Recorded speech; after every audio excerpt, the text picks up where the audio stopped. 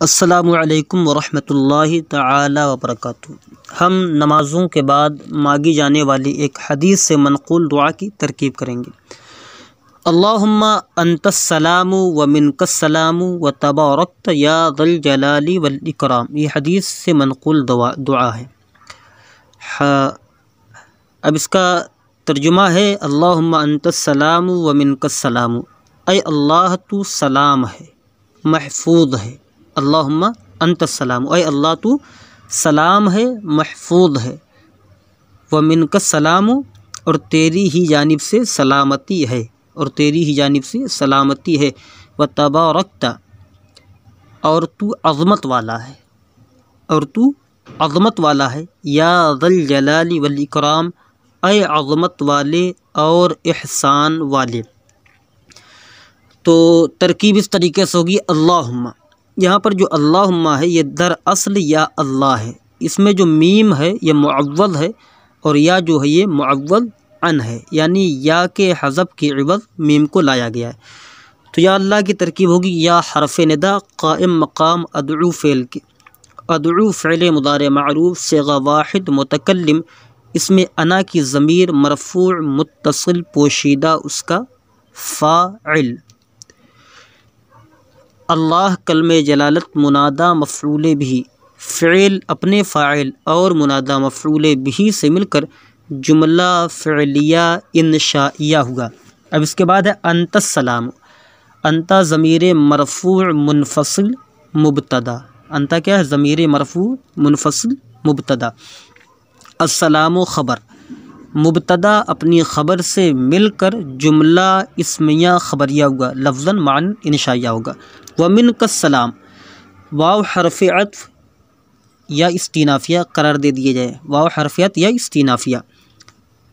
من حرف جار، من حرف جار، کاف ضمیر مجرور، جار اپنی مجرور سے مل کر ظرف مستقر ہوگا ثابتن کے، ثابتن اس میں فاعل، ثابتن اس میں فاعل، اس میں ہوا کی ضمیر پوشیدہ اس کا فاعل، اس میں فاعل اپنے فاعل اور ظرف مستقر سے مل کر شبہ جملہ اسمیہ خبریہ ہو کر خبر مقدم، شبہ جملہ اسمیہ خبریہ ہو کر خبر مقدم۔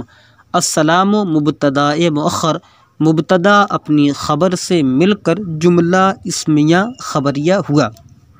وتبارکت، واو حرف عطف، تبارکت فعل ماضی معروف صیغہ واحد مذکر حاضر اسباب تفاعل، اس میں انتا کی ضمیر مرفوع، اس میں انتا کی ضمیر بارز اس کا فاعل، فعل اپنے فاعل اور فعل اپنے فاعل سے مل کر جملہ فعلیہ خبریہ ہوگا۔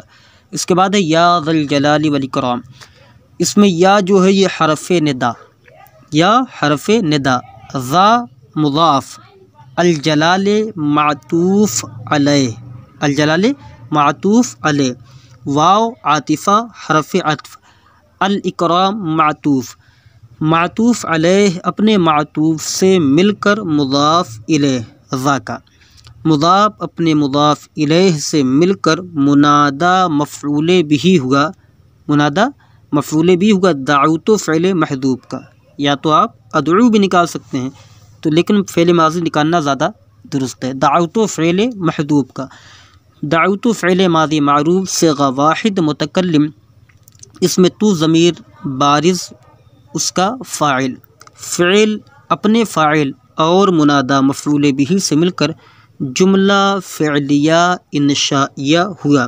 تو یہ اللہم انت السلام ومنک السلام وتبارکت یا ذا الجلال والاکرام کا مکمل ترجمہ اور اس کی مکمل ترکیب تھی۔ ترجمہ ہم نے بتایا اللہم انت السلام، اے اللہ تو سلام ہے، ومنک السلام، اور تیری ہی جانب سے سلامتی ہے، وتبارکت، اور تو عظمت والا ہے، تبارکت معنی عظمت والا ہے، یا ذا الجلال والاکرام، اے عظمت والے اور اے عظمت والے اور اکرام والے، اے عظمت والے اور اکرام والے۔